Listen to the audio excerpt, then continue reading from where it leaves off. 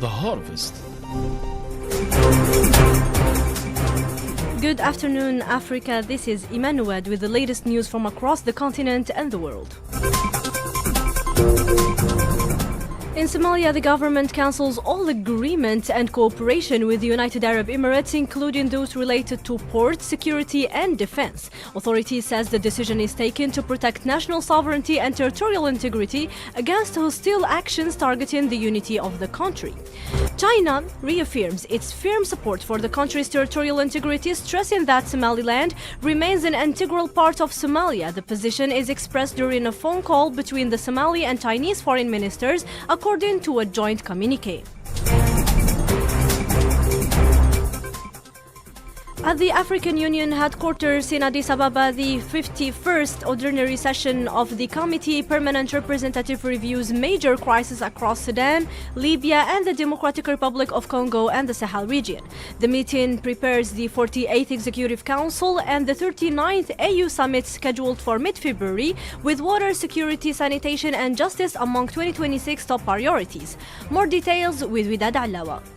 It's a moment when Africa stands at the crossroads of climate urgency and geopolitical uncertainty, set the tone for the upcoming African Union summit by underscoring its strategic significance for resolving the continent's security situation in Africa. The AU Commission Chairperson Mahmoud Ali Yusuf underscores the strategic importance of the upcoming summit, which will address among the agenda the escalating conflict in the Democratic Republic of the Congo, the catastrophic humanitarian crisis in Sudan, and the growing political dispute within Libya's government. Mahmoud Ali Yusuf. In the east of the DRC, in Sudan, Libya, or in the Sahel, challenges remain significant. New and constitutional change has been added to the list. Madagascar. The Commission strives to act with the available means to provide appropriate solutions through the work of our commissioners, special envoys, the panel of the Ways, and my humble self. The Peace and Security Council also acts quickly and dynamically in order to take prompt decisions on the virus crisis. Furthermore, the Commission works with reform champions on reforms related to the peace and security architecture. Amid a difficult continental landscape, the AU Commission insists to contain peace and security challenges and will, through its Peace and Security Council, special envoys, panels of the wise and commissioners, respond with urgency to manage these crises and push forward reforms, especially within the African peace and security architecture. A report by the website Don't Forget Western Sahara warns that drug trafficking in Morocco has become systematic, evolving into a pillar of parallel economy embedded within state structures. The report says the lack of political will turn drugs production into an industrial activity, posing serious regional and international security threats.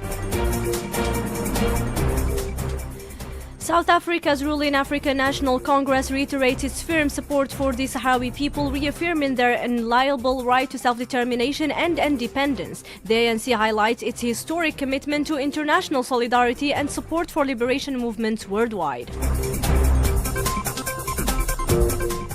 In Libya, political controversy intensifies after Parliament Speaker Aguila Saleh declared the formation of a unified government before elections impossible. He poses instead a specialized committee to supervise elections without executive or political authority.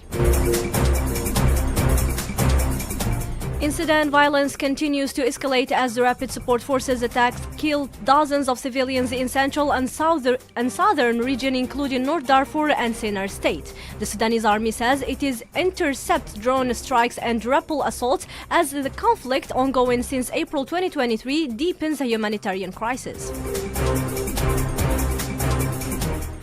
Uganda's election campaign enters its final hour ahead of presidential and parliamentary polls scheduled for Thursday. Authorities confirmed the campaign officially concludes later today amid heightened political activity.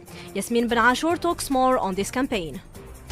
Uganda is preparing for general elections this Thursday. The presidential and parliamentary campaigns are ending late Tuesday night and on Wednesday morning, after many meetings and rallies with voters. 8 candidates are running for president. The main rivals are President Yoweri Museveni, who's been ruling Uganda for 40 years, and the opposition leader and former singer Bobi Wine. In the parliamentary elections, many people are competing for 529 seats, including seats for women and special groups. The Electoral Commission says more than 83,000 candidates are taking part. The government is preparing security and organization to make sure voting goes well. Polling stations will open across the country, and local and international observers will watch the process. Ugandans are waiting to see the result, which could decide the country's future.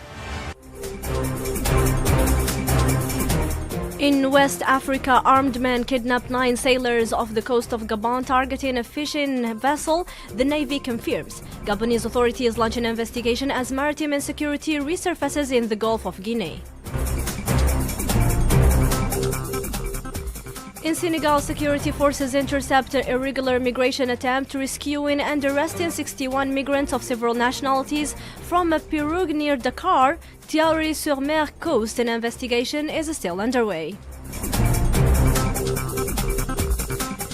In the Gambia, the Reparations Commission begins compensating victims of human rights abuses committed under the former dictator Yahya Jammeh. The process starts with early victims, marking a key step towards justice and dignity.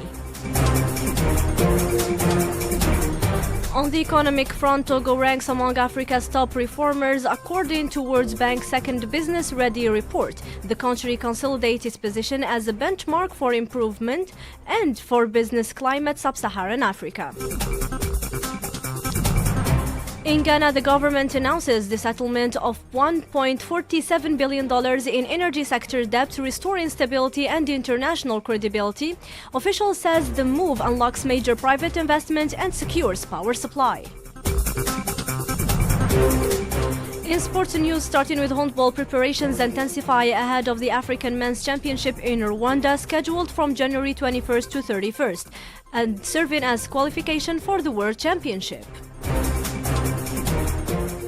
Algeria beats Georgia 32-30 during its training camp in Slovenia after a loss to Kuwait and a draw with the Czech Republic.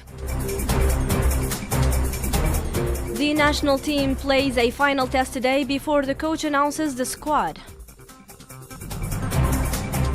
Turning to football, the road to 2027 Africa Cup of Nations officially begins today as CAF conducts the draw for preliminary round. 12 lower-ranked nations including Ethiopia, Burundi and Somalia compete in home and away matches for 6 remaining spots, whereas the tournament will be co-hosted by Kenya, Uganda and Tanzania.